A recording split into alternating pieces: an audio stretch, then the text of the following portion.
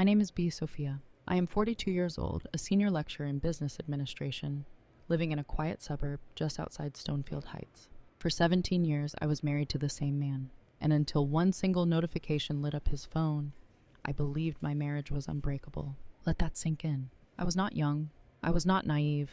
I taught negotiation, ethics, and organizational behavior for a living. I stood in front of graduate students every semester and explained how power shifts, how deception works, how people protect their self-interest at all costs.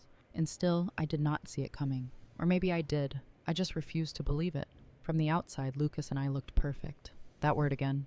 Perfect. A 2-story house with pale gray siding, trimmed hedges, a kitchen remodeled exactly 3 years ago, 2 stable careers, no public scandals, no loud fights, annual vacations scheduled like clockwork. People admired us. Some envied us. What they did not see were the microfractures. The way he stopped asking about my day. The way his phone never left his hand. The way his shirts came home smelling unfamiliar. Not perfume exactly. Something softer. Warmer. Younger. I told myself it was stress. I told myself it was partnership fatigue. I told myself that long marriages went quiet sometimes. I was wrong. That night, Lucas was in the shower. The water ran steady and loud, filling the bathroom with steam. His phone lay on the nightstand, face up, careless. That alone should have told me everything. I had never checked his phone before. Not once in 17 years. Trust was my religion. Privacy was sacred. Then the screen lit up. One short vibration, one soft sound. I remember standing up slowly, as if my body already knew something my mind had not caught up to yet. The notification was clean, polite, efficient. Reservation confirmed. Table for 2. Lumiere. Friday at 7:30. Window seat as requested. She will love it. I did not breathe. Lumiere was not just a restaurant.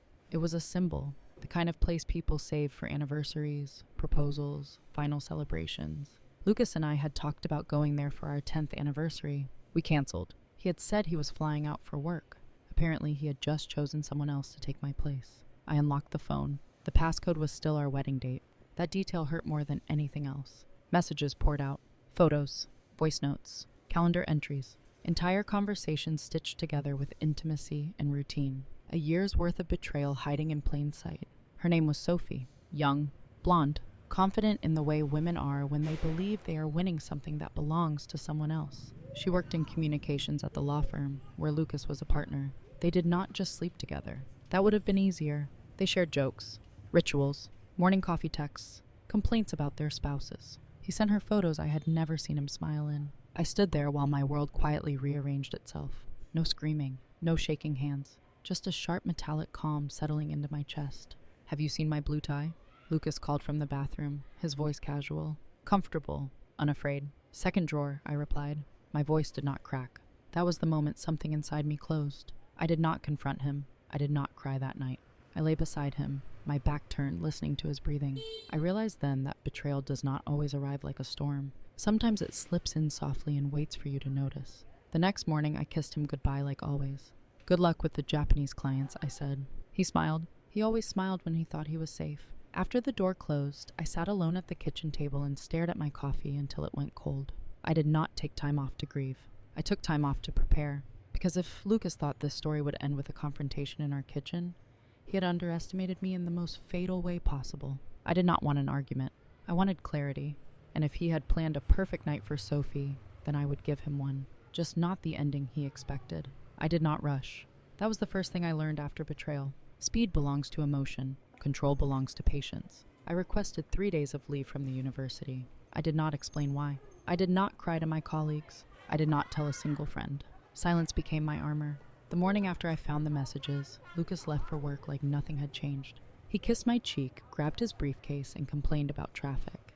I watched him walk out the door and realized something unsettling. He was not nervous. He was not afraid. He believed I was still blind. I sat at the kitchen table with his phone in my hands and began to read everything again. Slowly this time. Carefully. Patterns emerged. This was not an accident. This was a system. The affair had started almost a year earlier, disguised as late meetings and conference calls. Sophie had a rhythm, morning messages, midday check-ins, nighttime photos sent after I had gone to bed. Lucas had built a second life while standing inside our first one. There were trips he told me were work-related. Santa Fe, Scottsdale, Chicago. In the photos, Sophie was always close, his arm around her waist, her head on his shoulder, his smile wide and unguarded. That smile did not belong to me anymore. I did not throw the phone. I did not scream. I made notes. Dates. Locations. Credit card charges. Emails forwarded to personal accounts. Company expense reports that did not align with reality. As a business lecturer, I taught risk management. What Lucas had done was reckless. Affairs leave trails. Digital ones leave evidence. By noon, I knew something else. Sophie was married. Her name appeared repeatedly in Lucas's calendar alongside a different last name. That detail stopped me cold. I searched the firm directory. Sophie Walker. Internal communications. Then I searched public records. Ethan Walker. Executive architect. Denver-based. Married 5 years. His social media was painfully ordinary. Photos of buildings. Coffee mugs. A dog. A wedding anniversary post from last year praising his wife for always believing in him. I closed the laptop and leaned back in my chair. This was no longer just about me. I considered my options. There were many. None of them involved screaming. None involved confrontation in my living room. If I exposed Lucas privately, he would beg. If I exposed him publicly, he would deny. I needed precision. That afternoon, I opened my university email and did what I had done hundreds of times before. I drafted an invitation. Formal, polite, academic. I invited Ethan Walker to speak at a seminar on sustainable urban design. I complimented his work. I referenced his recent project downtown. I sounded like myself. Professional, measured, trustworthy. Then I added one final line. I would love to discuss details over dinner this Friday at Lumiere at 7:30. I stared at the screen before hitting send. This was the moment where everything became irreversible. He replied within 2 hours. He was honored. He was available. He looked forward to meeting me. I closed my laptop and sat very still. Lucas came home that evening late. He said he had been buried in meetings. He ate dinner without tasting it. His phone stayed face down. I watched him and felt nothing. The next step was logistical. I called Lumiere directly. My voice did not shake. Yes, a reservation for 2. Window seating if possible. Pause. And if there is a table near the reservation under Hamilton, I would appreciate that. We are discussing a potential partnership. The hostess did not hesitate. Of course, ma'am. I hung up and let out a slow breath. Every piece was now in place. On Friday afternoon, Lucas dressed carefully. Gray blazer. Crisp shirt. The one I had pressed that morning. He kissed me goodbye and told me not to wait up. I smiled. I arrived at Lumiere 20 minutes early. I wore a teal silk dress Lucas once said was too bold for dinner. My hair was pulled back neatly. My posture was straight. I did not dress to impress anyone. I dressed to remind myself who I was. The restaurant glowed with candlelight and quiet luxury. Soft music. Low voices. Crystal glasses catching the light. The waiter seated me exactly where I had requested. I ordered a martini and took one slow sip. When Ethan arrived, he looked nervous but polite. He shook my hand firmly. He smiled easily. There was nothing theatrical about him. We talked about architecture, about teaching, about work that mattered. Then Lucas walked in. He did not see me at first. Sophie did. Her hand froze mid-gesture. Her smile faltered. Lucas followed her gaze. His face drained of color. For a brief second, I saw panic, raw and unfiltered. I held his eyes. Calm, unblinking. Then I turned back to Ethan and continued the conversation as if nothing had happened. That was the cruelest part. Lucas and Sophie were seated at the window, exactly where he had planned, exactly where he believed he would be safe. I watched him pour wine. I watched him touch her wrist. I watched the performance unravel. At the right moment, I stood. I need to excuse myself, I said softly. In the hallway, Sophie confronted me first. Brianna, she whispered. Yes, I replied. She looked terrified. So are you, I said quietly.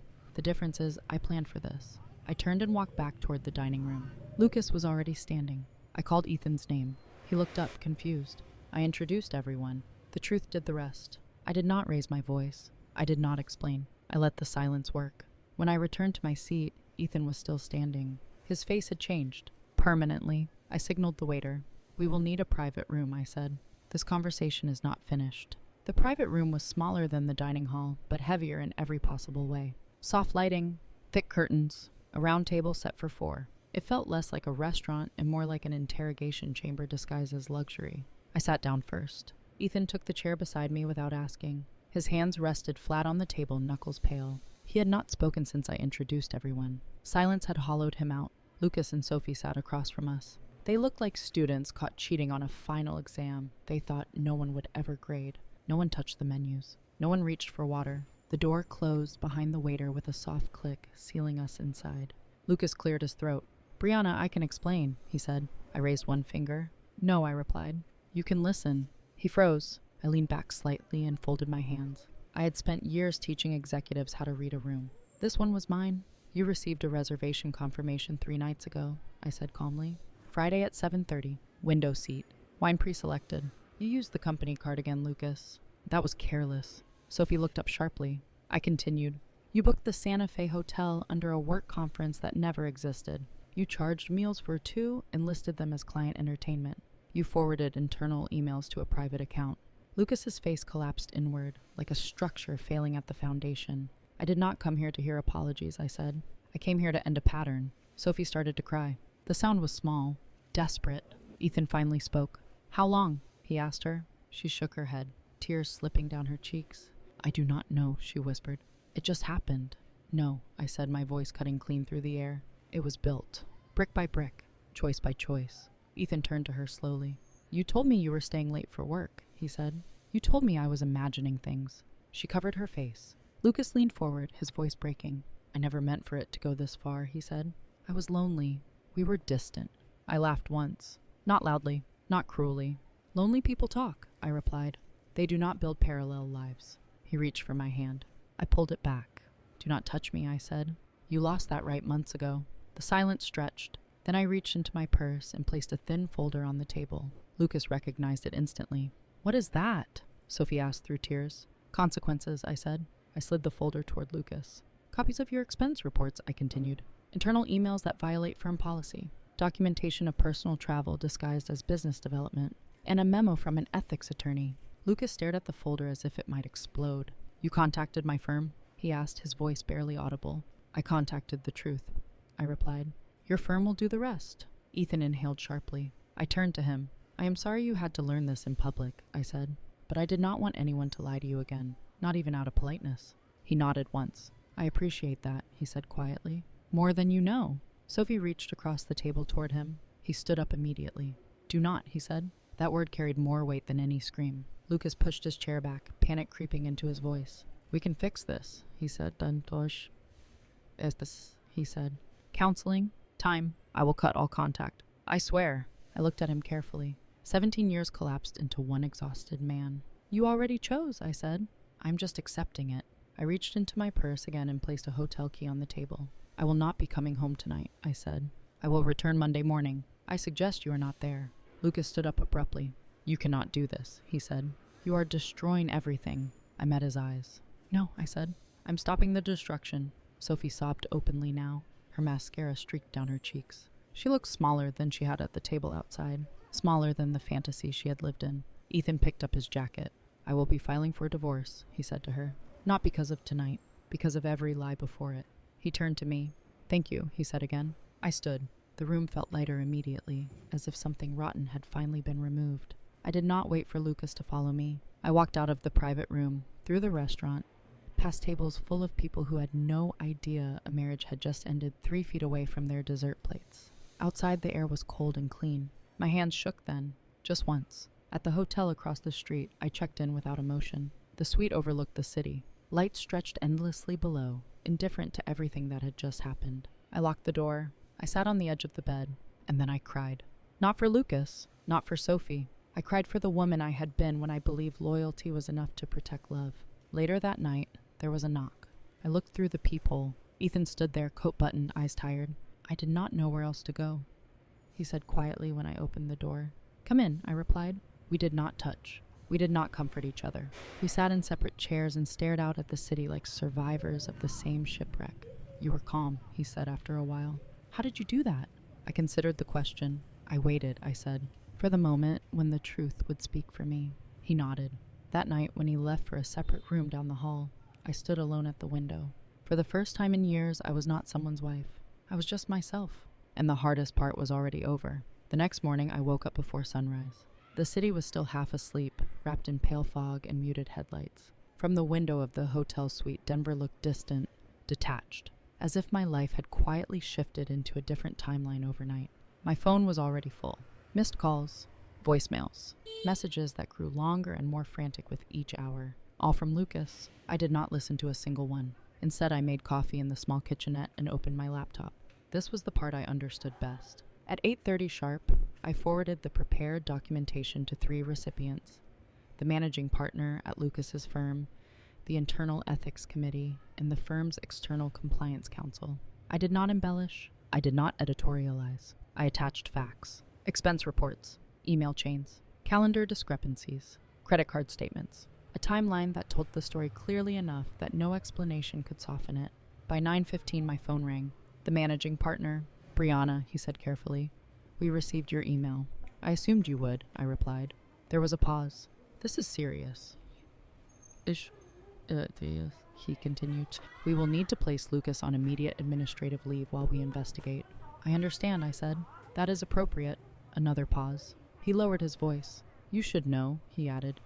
This does not look good for him. I thanked him and ended the call. Lucas tried again. This time I answered. Please, he said immediately.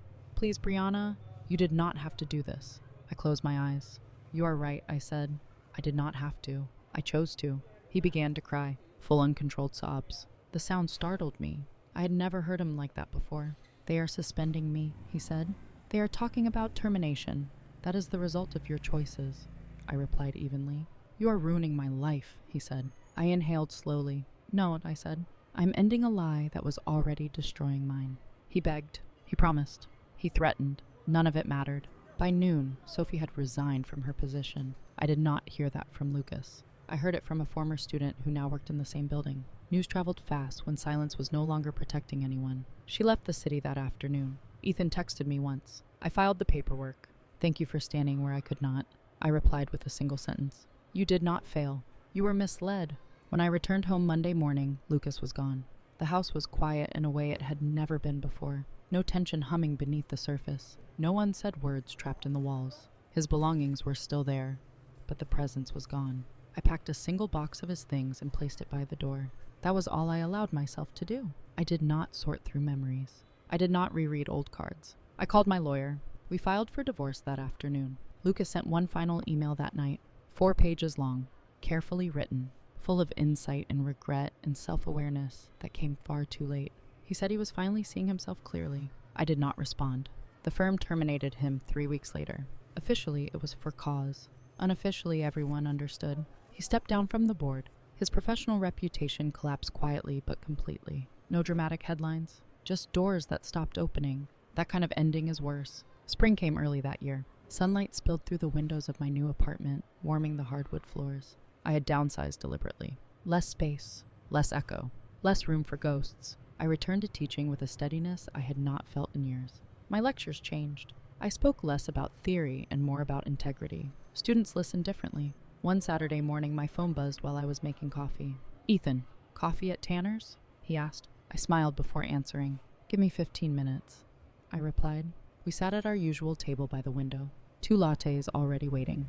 How are you holding up? I asked. He considered the question. Better, he said. Not healed, but honest. I nodded. That is enough for now. We did not rush anything. We did not pretend this was a love story. It was something quieter. 2 people rebuilding from the same collapse, careful not to repeat what broke us. Months passed. One evening, after a faculty event, I ran into Lucas again. He looked thinner, older, less certain of his place in the room. He approached slowly, as if afraid I might disappear. I owe you a real apology, he said. I waited. I lost more than I expected, he continued. Not just work, not just status, myself. I met his eyes. I hope you find peace, I said, but it will not come from me. He nodded. He understood. As I walked away, I felt no triumph, only closure. That night, Ethan and I stood on my balcony, city lights stretching endlessly beyond us. I used to think betrayal was the end, I said softly. And now? He asked. Now I think it was the moment I finally chose myself. He took my hand. Not tightly, not urgently, just enough. I did not wake up one morning and feel healed. That is the lie people tell when they want grief to fit into a neat timeline. My life did not reset. It recalibrated, slowly, quietly, like a compass forced to point somewhere new after the magnetic north disappears. The divorce was finalized in late summer. No courtroom theatrics, no public screaming, just signatures, stamped documents, and the kind of silence that feels like a door closing for the last time. Lucas did not fight it the way I expected. He tried to bargain at first. He offered counseling again. He offered a fresh start. He offered promises, as if promises were not the currency he had already spent on someone else. When he realized I would not bend, he shifted into something I recognized too well. Self-preservation. His attorney asked for discretion. His friends asked for privacy. His mother called me and said, "Do you really have to be so harsh?" I did not argue. I just answered the one thing no one wanted to hear. I'm not harsh. I am done. The real punishment was not the divorce. It was the aftermath of being exposed as a man who could perform loyalty while living a lie. Lucas had built his entire identity on being respected. Partner, provider, reliable. When that mask cracked, everything slipped underneath it. Old friends stopped inviting him. Colleagues stopped returning calls. People did not need proof beyond the pattern. In certain circles, reputation is not a detail. It is the whole paycheck. I heard through a former neighbor that he moved into a small rental across town. 1 bedroom, no yard, no polished stone entryway, just a place to exist while he figured out what a man becomes when no one is impressed by him anymore. Sophie was gone like smoke. She had left Denver quickly, the way people do when they realize their choices are louder than their excuses. I never reached out to her. I did not need to. The truth had already delivered its own sentence. Ethan and I did not rush into a romance. We did not fill our empty spaces with each other like temporary furniture. We rebuilt the right way. We met for coffee. We talked about work. We talked about sleep. We talked about the strange feeling of walking into a quiet home and realizing peace can feel unfamiliar at first. Some evenings we sat on my balcony with takeout containers and watched the lights of the city blink on one by one. No grand declarations, no dramatic vows, just consistency. The thing Betrayal taught me was that love is not intensity. Love is stability. Love is what remains when no one is watching. 1 year after that night at Lumiere, I received an invitation I almost declined. A retirement celebration for Professor Martha Benson, my doctoral advisor, held at a downtown hotel ballroom. The kind of event filled with old colleagues, polite laughter, and carefully balanced wine glasses. I went because she mattered.